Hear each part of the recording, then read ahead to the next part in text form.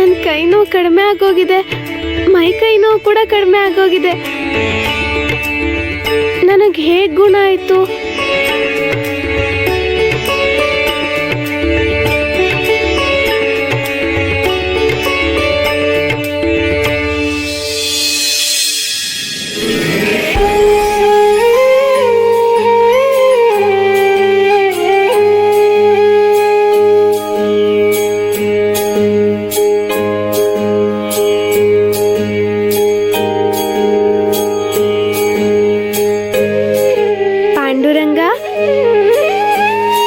ರಂಗಪ್ಪ ಕೊಟ್ಟಿರೋ ನವಿಲ್ಗರಿಯಿಂದ ನೀನನ್ನ ಗುಣ ಮಾಡಿದ್ಯಾ. ನಿಜವಾಗ್ಲೂ ನನ್ನ ನೋವುಗಳೆಲ್ಲ ಕಡಿಮೆ ಆಗಿದೆ, ಕೈ ನೋವು ಕಡಿಮೆ ಆಗಿದೆ, ತಲೆನೋವು ಕಡಿಮೆ ಆಗಿದೆ. ತುಂಬಾ ಉತ್ಸಾಹ ಅನಿಸ್ತಿದೆ, ನನ್ನ ಮನಸ್ಸು ತುಂಬಾ ಸಂತೋಷವಾಗಿದೆ. ಈ ಪವಾಡ ಮಾಡಿರೋದು ನೀನೇ ಅಲ್ವಾ? ನೀನ್ ತುಂಬಾ ಒಳ್ಳೆಯವನು. ನಿನ್ನನ್ನ ತುಂಬಾ ಹುಷಾರಾಗಿ ನೋಡ್ಕೋತೀಯ.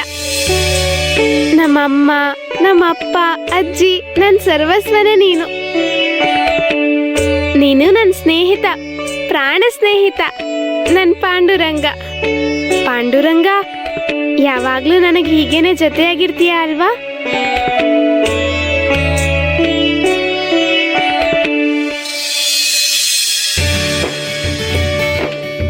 ಚಿಕ್ಕತ್ತೆ, ಇವತ್ ವಾತಾವರಣ ತುಂಬಾ ಚೆನ್ನಾಗಿದೆ ಅಲ್ವಾ? ತಂಪಾಗಿ ಗಾಳಿ ಬೀಸ್ತಿದೆ. ನಮ್ಮ ಮೈನೀಲು ಕೂಡ ಹೀಗೇನೆ ತಂಪಾಗಿ ಗಾಳಿ ಬೀಸುತ್ತೆ. ನಮ್ಮ ಅಜ್ಜಿ ಹೇಳೋರು, ಬೆಳಗ್ಗೆ ಬೀಸೋ ತಂಪಾದ ಗಾಳಿ ಮೈಗೆ ತಾಗಿದ್ರೆ ಆ ದಿನ ಪೂರ್ತಿ ಉತ್ಸಾಹದಿಂದ ಇರಬಹುದು ಅಂತ.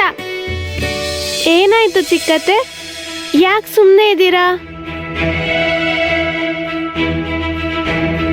ನಾನ್ ನಿನ್ ನಾಟಕಗಳನ್ನ ಗಮನಿಸ್ತಾನೆ ಇದ್ದೀನಿ. ನಿನ್ನೆ ನೋಡಿದ್ರೆ ತಲೆನೋವು, ಕೈ ನೋವು ಅಂದೆ.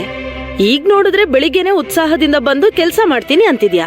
ಏನಾಯ್ತು ಅಂತ ಇಷ್ಟು ಸಂತೋಷ ಪಡ್ತಿದ್ಯಾ? ಅದೇನಂದ್ರೆ ಚಿಕ್ಕತ್ತೆ, ನಮ್ಮಪ್ಪ ಯಾವಾಗ್ಲೂ ಹೇಳ್ತಾರೆ, ನಮ್ ಮನ್ಸಲ್ಲಿರೋ ಕಷ್ಟಗಳನ್ನ, ದುಃಖಗಳನ್ನ ದೇವ್ರ ಪಾದದ ಹತ್ರ ಇಟ್ಬಿಡ್ಬೇಕು ಅಂತ. ಹಾಗ್ ಮಾಡಿದ್ರೆ ನಮ್ ಭಾರ ಕಮ್ಮಿ ಆಗತ್ತಲ್ವಾ? ಈಗ ನಾನ್ ಕೂಡ ಅದನ್ನೇ ಮಾಡ್ದೆ. ನನ್ ಮನ್ಸಲ್ಲಿರೋ ಕಷ್ಟಗಳನ್ನೆಲ್ಲ ನನ್ ಪಾಂಡುರಂಗನ್ ಪಾದದ ಹತ್ರ ಇಟ್ಬಿಟ್ಟೆ. ಇನ್ ಅದನ್ನೆಲ್ಲ ಅವನೇ ನೋಡ್ಕೋತಾನೆ. ಅದಕ್ಕೆ ನಾನ್ ಸಂತೋಷವಾಗಿದ್ದೀನಿ.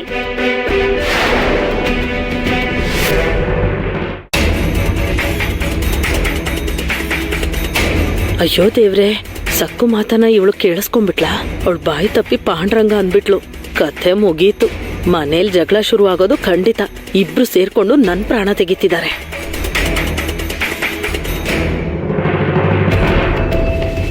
ನೋಡು, ನಿನ್ ಹೆಂಡತಿ ಎಷ್ಟು ಉತ್ಸಾಹದಿಂದ ಇದ್ದಾಳೆ ಅಂತ. ನಿನ್ನೆ ಇವಳಿಗೆ ನದಿ ಹತ್ರ ತಲೆಗೆ ಏಟ್ ಬಿತ್ತು ಅಂದ್ರೆ ಯಾರಾದ್ರೂ ನಂಬ್ತಾರ?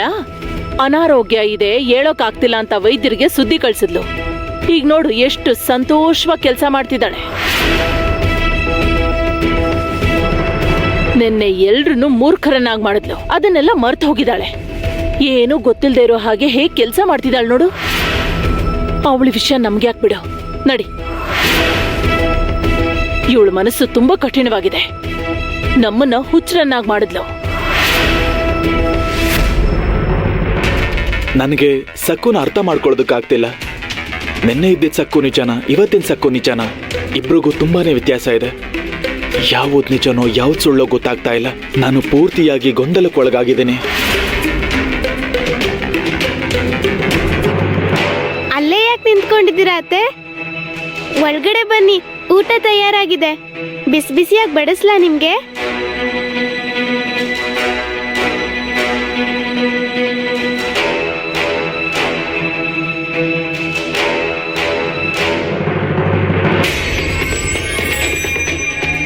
ಬಾಬಾ ಅವ್ರೆ, ನನ್ಗೊಂದು ಸಣ್ಣ ಅನುಮಾನ.